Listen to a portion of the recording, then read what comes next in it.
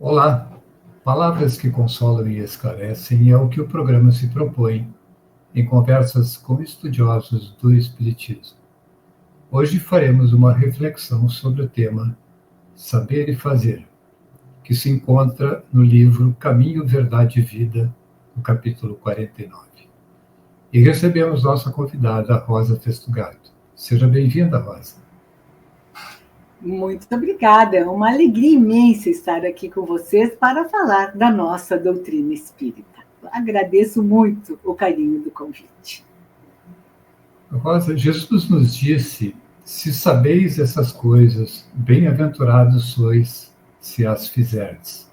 Está em João, capítulo 13, versículo 17. Porque mesmo sabendo o que é certo, nem sempre conseguimos fazer. E quantas vezes reconhecemos o bem, admiramos as virtudes, entendemos o certo, mas falhamos em agir. Então, Vanderlei, essa distância, né, entre o conhecimento e a prática é um dos maiores desafios da nossa vida para a evolução do nosso espírito. Tem a sabedoria popular que afirma, né, que na prática a teoria é diferente. É um ditado que expressa muito bem o entendimento de que só a teoria não resolve. Na hora de aplicar o conhecimento, surgem dificuldades que só serão superadas por nós com exercício, com a prática.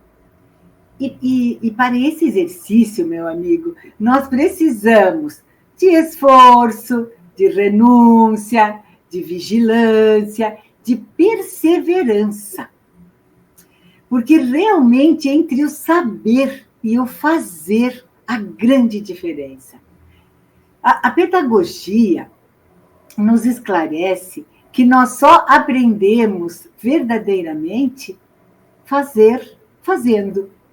Só aprendemos a fazer fazendo. Ou seja, só podemos dizer que sabemos algo depois que o praticamos. E não por informações ou por teorias, né? Em outras palavras, para ser mais clara, só aprendemos, por exemplo, a nadar nadando. Não adianta eu saber tudo da técnica da natação se eu não nadar, se eu não colocar em prática a natação. Também aprendemos a trocar um instrumento, né? Um instrumento musical, só tocando esse instrumento. Não adianta eu conhecer tudo de um violão, mas não saber, não colocar em prática, tocar. Aí não vai adiantar eu ter conhecimento. Então, também de uma profissão. Nós só vamos aprender uma profissão trabalhando nela.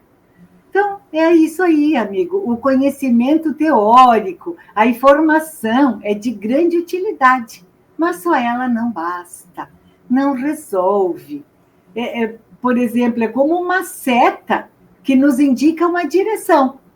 Vamos dizer, uma placa de sinalização numa estrada nos informa o roteiro que nós devemos seguir. Mas, se nós não seguirmos aquela placa, não vamos chegar ao destino desejado. Então, é muito importante essa sinalização, mas só a informação, só com a informação nós não realizamos o trajeto. Não se valida isso, né? Então, nós precisamos fazer. Por isso, as palavras de Jesus são muito claras. Se sabeis essas coisas, ele disse, bem-aventurados sois se os fizerdes. Quer dizer, felizes se fizermos as coisas que Jesus nos ensinou. E que coisas são essas? São os seus ensinos, são as questões espirituais, são como devemos fazer para conviver com o nosso próximo, como nos relacionarmos com os outros, enfim, como vivermos, né, para alcançar a finalidade de nossa vida. Qual é a finalidade da nossa vida? Por que estamos aqui? Para evoluirmos espiritualmente. Então, é o perdão, é a tolerância, é a solidariedade, é a fraternidade, é o amor. Essas coisas é que nós precisamos aprender, isso que Jesus nos chama.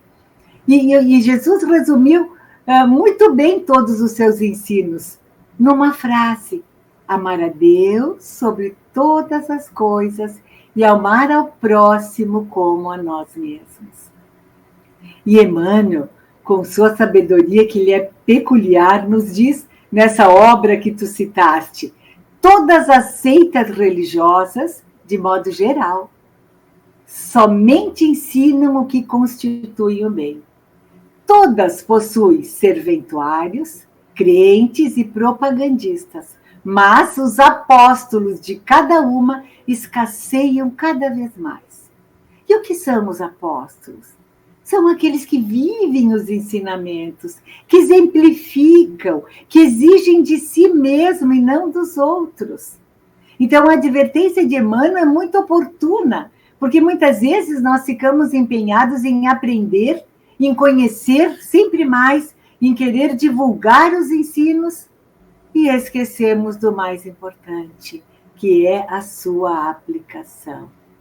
É como se nós estivéssemos doentes, fôssemos ao médico, fizéssemos todos os exames.